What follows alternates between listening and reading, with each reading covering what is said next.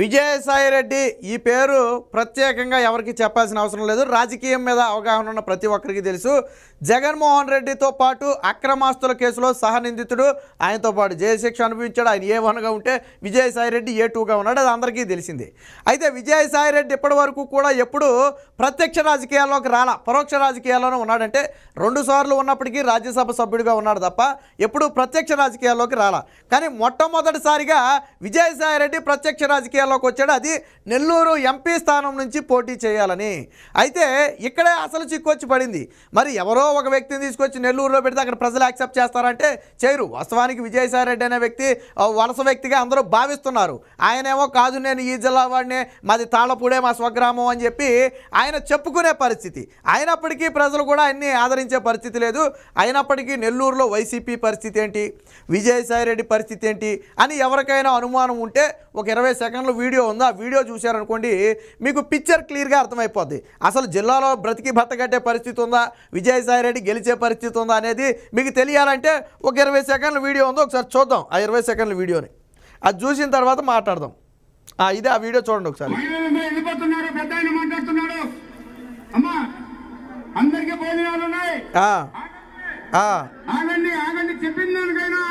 అది పరిస్థితి.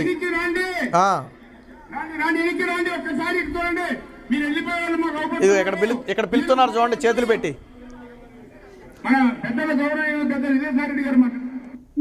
So matter అర్థమైంది కదా. ఏంటి పరిస్థితి అంటే, అమ్మా ఆగండి, అయ్యా ఆగండి, భోజనాలు ఉన్నాయి, వాటర్ ప్యాకెట్లు ఉన్నాయి, మేము 2 మాటలు అనండి.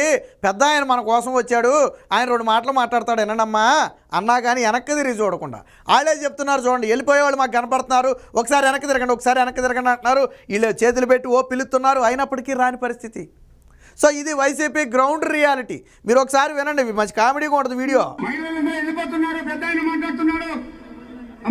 పెద్ద ఆయన ఎవరికి పెద్ద ఆయన?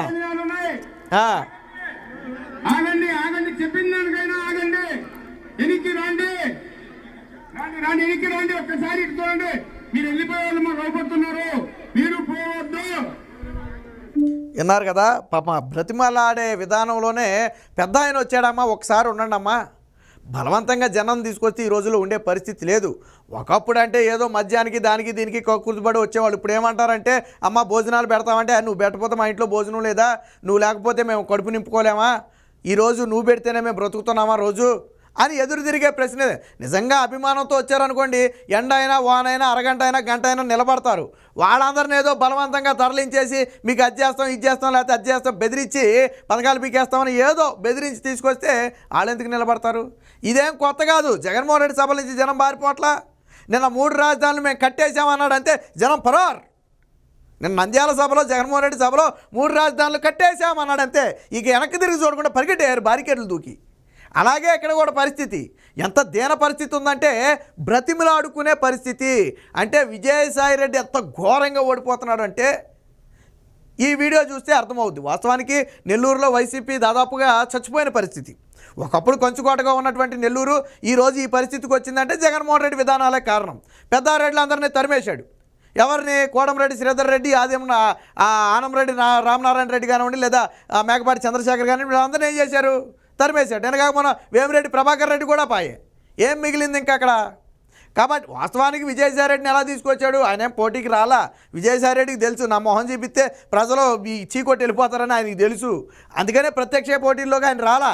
కానీ నెల్లూరు నుంచి ఎవరు పోటీకి రాకపోతే తప్పని పరిస్థితుల్లో విజయసాయిరెడ్డిని బలవంతంగా కాళ్ళు గెడ్డం కనపడి అన్నీ పట్టుకుని బ్రతిమలాడి తీసుకొస్తే సరే ఏదో పోటీకి ఒప్పుకున్నాడు. కానీ ఇప్పుడు రియాలిటీ అర్థమైంది. ఆయన మొదటగా హించింది కరెక్టే, నా మొహం చూస్తే ఎవడు రాడని. వాస్తవానికి అయింది నెల్లూరేనంట, సొంత జిల్లా. నాది నెల్లూరేనమ్మా, తాళపూడి అంట ఆయన స్వగ్రామం ఏదో చెప్పాడు. నాది ఇక్కడేనమ్మా, నమ్మండి అమ్మా, నన్ను నమ్మండి అమ్మా, నేను మీ వాడినేనమ్మా. ఎప్పుడైనా నీ మొహం చూపించావా అక్కడ? ఇప్పుడు నేనున్నానండి, నేను మా ఊరు వాడిని అని చెప్పాలంటే కనీసం 3 నెలలకో 6 నెలలకు కనీసం ఎప్పుడో పండగ పబ్బాపుకో వెళ్తాను, కనీసం కనపడతాను, బంధాలు బంధుత్వాలు అక్కడ ఉన్నాయి. నీకేమున్నాయి నెల్లూరులో? నీ సొంత గ్రామంలో నీకేముంది? ఇల్లుందా? బంధువులు ఉన్నారా? చుట్టరకం ఉందా? ఈ 10 ఏళ్ళలో ఎప్పుడైనా వెళ్ళావా? ఆ ఊరికి ఒక పంచాయతీ ట్యాప్ వేసావా? ఒక రోడ్డు వేసావా? ఓ స్కూల్ కట్టావా? ఓ పరిశ్రమ తెచ్చావా? ఒక ఆసుపత్రి కట్టావా? ఏం చేసావు? ఏమీ చేయలేదు కదా. మరి ఎందుకు నమ్మాలి నిన్ను ప్రజలు? ఇన్ని రోజులు ఏమీ చేయని వాడు ఈరోజు పదవి ఇస్తే మాత్రం చేస్తాడా? నిజంగా నీకేమీ లేకపోతే, నువ్వేం చేసే పొజిషన్ లేకపోతే ఓకే, 2 సార్లు రాజ్యసభ సభ్యుడిగా ఉన్నావు, నీకు పార్లమెంట్ నుంచి ఎంపీ నిధులు వస్తాయి, వాటితో చేయొచ్చు. లేదంటే నువ్వు A2గా ఉన్నావు. ఇక్కడ జగన్మోహన్ రెడ్డి తర్వాత కూడా పార్టీలో 2 నువ్వే కదా. అక్కడేమో నిందితుల్లో A2గా ఉన్నావు, ఇక్కడేమో 2గా ఉన్నావు. పోనీ పార్టీ గెలిచిన తర్వాత ఏమైనా చేసావా స్వగ్రామానికి? ఇసుమంతా ఎవరికైనా 10 మందికి ఉద్యోగాలు ఇప్పించావా? పోనీ 10 మందిని తీసావా? పోనీ ఎవరికైనా సహాయం చేసావా? పోనీ ఎప్పుడైనా పండగకో పబ్బానికో లేదా ఒక కార్యక్రమానికి వెళ్ళి నెల్లూరు ప్రజలకు నీ మొహం చూపించావా? మరి ఎందుకు ఓటేయాలి నీకు ప్రజలు? ఎలా ఓటేస్తారు నీకు ప్రజలు? అందుకని ఈరోజు చీకొడుతున్నారు. వైసీపీ పార్టీ పూర్తిగా చచ్చిపోయిందని ఎందుకు అన్నాను అంటే, ఇది చూసిన తర్వాత అన్నాను. సరే, అభ్యర్థి ఎవడైనా సరే వైసీపీ పార్టీ కదా అని కొంతమంది నిలబడవచ్చు. ఇప్పుడు పార్టీలను చూసి కొంతమంది వెనక పైన జగన్మోహన్ రెడ్డిని చూసి కొంతమంది ఆగొచ్చు. వాళ్ళు కూడా ఆగట్లేదు కదా నిన్ను చూసి. చివరికి మహిళలు కూడా నిలబట్టలేదు కదా నిన్ను చూసి. నువ్వు ప్రసంగం మొదలు పెట్టకముందే వెనక తిరిగి పరారు. అంటే వైసీపీ, నెల్లూరులో వైసీపీ పూర్తిగా చచ్చిపోయిందనడానికి ఇది ఒక ఉదాహరణ. 2 సార్లు నువ్వు రాజ్యసభ సభ్యుడిగా ఉండి ఏ రోజు నీ మొహం చూపించరా. అందుకే ఎంత ఎదిగినా ఒదిగి ఉండాలి. ఏదో చదువు చెప్పిన గురువుల్ని, అలాగే పెంచిన కన్న తల్లిదండ్రుల్ని, ఆ ఊరిని ఎప్పుడు మర్చిపోకూడదు. నీకంటే పెద్ద పెద్ద వాళ్ళు చాలామంది ఉన్నారు, కానీ వాళ్ళు ఎప్పుడు పుట్టిన ఊరిని ఎప్పుడు మర్చిపోవాలా, పెంచిన తల్లిదండ్రులను ఎప్పుడు మర్చిపోవాలా. కానీ నువ్వు మర్చిపోయావు, మొత్తం తెంచుకుని వెళ్ళిపోయావు, తుడుచుకుని వెళ్ళిపోయావు. మళ్ళీ ఈ రోజు వచ్చేసి నేను మీ వాడిని అంటే ఎలా నమ్ముతారు ప్రజలు? ప్రజలు ఎందుకు నమ్మాలా? ఇన్ని రోజుల పాటు నువ్వేమీ చేయని వాడివి ఇప్పుడేదో ఉద్ధరిస్తానంటే ప్రజలు నమ్ముతారా? నమ్మరు కదా. పోనీ నువ్వు చేసింది లేదు పక్కన పెట్టు, నీ పార్టీ ఏం చేసింది? పోనీ జగన్మోహన్ రెడ్డి ఇది చేశాడమ్మా అని చెప్పడానికి నెల్లూరుకి ఏం చేసింది జగన్మోహన్ రెడ్డి ఏం చేశాడు నెల్లూరుకి? ఏమని చేశాడా? చెప్పుకోదగింది చేశాడా? చేయలేదు. ఒక పరిశ్రమ లేదు, ఒక కొత్త ఉద్యోగం లేదు, లేకపోతే ఒక డెవలప్మెంట్ యాక్టివిటీ లేదు. ఇంకా నాకు తెలిసి ఏదైనా దొరికిన కాడుకుంటూ దోచేసి ఉంటాడు భూములయ్యి. అందుకు కదా నెల్లూరు ప్రజలు చీకొట్టేది. కాబట్టి విజయసాయిరెడ్డిని వచ్చే ఎన్నికల్లో ఎంత దారుణంగా ప్రజలు ఓడిస్తున్నారు అనడానికి ఇది ఒక ఉదాహరణ.